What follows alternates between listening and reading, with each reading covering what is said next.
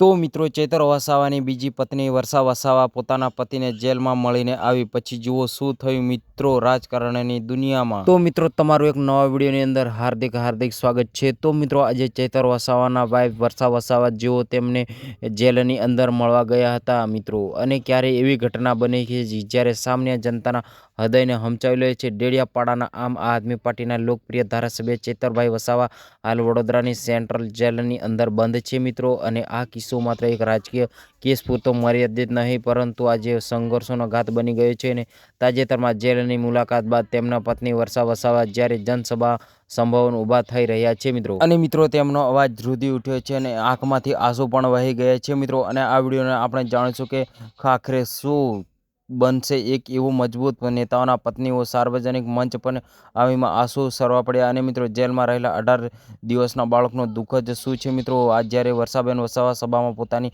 મનની વાત કહી રહ્યા હતા ત્યારે તેમણે જાણ્યું કે 2 દિવસ પહેલાં તેઓ જેલમાં તેમના પોતાના પતિને મળવા આવ્યા હતા મિત્રો, જેની પરિસ્થિતિ વણાગત તેમને કહ્યું કે જો 18 દિવસનું બાળક તેમની સાથે જેલમાં છે તો ક્યાંક રહી શકતું નથી મિત્રો। રાત દિવસ તેઓ બાળક નાનું રડ્યા કરે છે એ સાંભળીને ત્યાંના બધા માણસો પણ દુઃખી થાય છે મિત્રો, અને મિત્રો એ બાળક રડ્યા કરે છે અને એના કારણે લીધે મિત્રો બીજા વ્યક્તિઓના આંખોમાં પણ મિત્રો આંસુ આવી જાય છે મિત્રો। અને વર્ષા વસાવાએ કબૂલ્યું પરિવાર પર જ્યારે સતત મુશ્કેલીઓ આવે છે ત્યારે તેમનું પણ મનોબળ ડગમગી જાય છે મિત્રો, અને એક બાજુ જેલમાં પતિ, બીજી બાજુ ઘરે બેઠેલા એકલા હોવાના કારણે વેદનાઓ, અને હોસ્ટેલમાં ભણતા બાળકો અને જવાબદારી, આ તમામ પરિસ્થિતિ વચ્ચે તેઓ એકલા હાથે ઝૂઝમી રહ્યા છે મિત્રો, અને કારણ કે તેઓ છતાં તેમને જનતાનો સાથને કારણે ફરી એકવાર હિંમત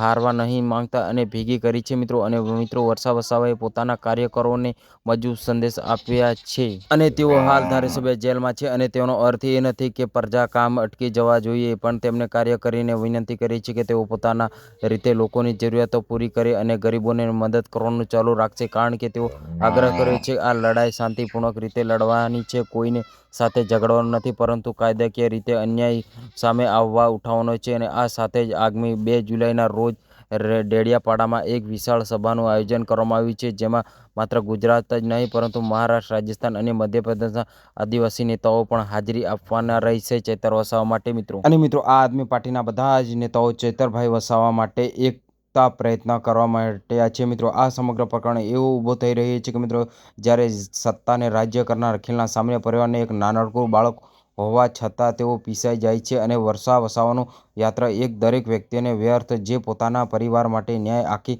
રાખી શકે છે। હવે જોવાનું એ રહ્યું છે કે મિત્રો 2 જુલાઈની સભામાં જનતાનો કેટલો વિશાળ સમૂહ એકત્ર થઈ રહ્યો છે મિત્રો, અને તેઓ ચેતરભાઈ વસાવા તથા તેમના પરિવારને જેલમાંથી મુક્ત કરવા માટે આગામી સમયમાં કેવા પગલાં લેવામાં આવી રહ્યા છે મિત્રો। આપ ઘટના વિશે શું વિચારો છો મિત્રો, જરૂરથી કોમેન્ટની અંદર લખજો। અને મિત્રો તમને શું લાગે છે કે આ કેસની અંદર બાળક સાથે જેલમાં રહેવું તે યોગ્ય છે કે નહીં, અને મિત્રો તમારો પ્રતિભાવ અને કોમેન્ટની અંદર જરૂરથી જણાવજો, જેમાં બંને તમે આ વિડીયોની અંદર વધુમાં વધુ શેર કરો અને લોકોને દેખાડો, અને મિત્રો વધુમાં વધુ શેર કરો વોટ્સઅપ, ફેસબુક, ઇન્સ્ટાગ્રામની અંદર શું ખરેખર આ દેશમાં શું થઈ રહ્યું છે મિત્રો। અને તમને વિડીયો ગમે તો લાઈક, કોમેન્ટ, શેર અને ચેનલને સબસ્ક્રાઈબ કરતા જજો, અને મિત્રો ચેતર વસાવા વિશે આવી નવી અપડેટ લાવતો રહીશ મિત્રો, અને વિડીયોને વધુમાં વધુ શેર કરો। જય હિન્દ, જય ભારત।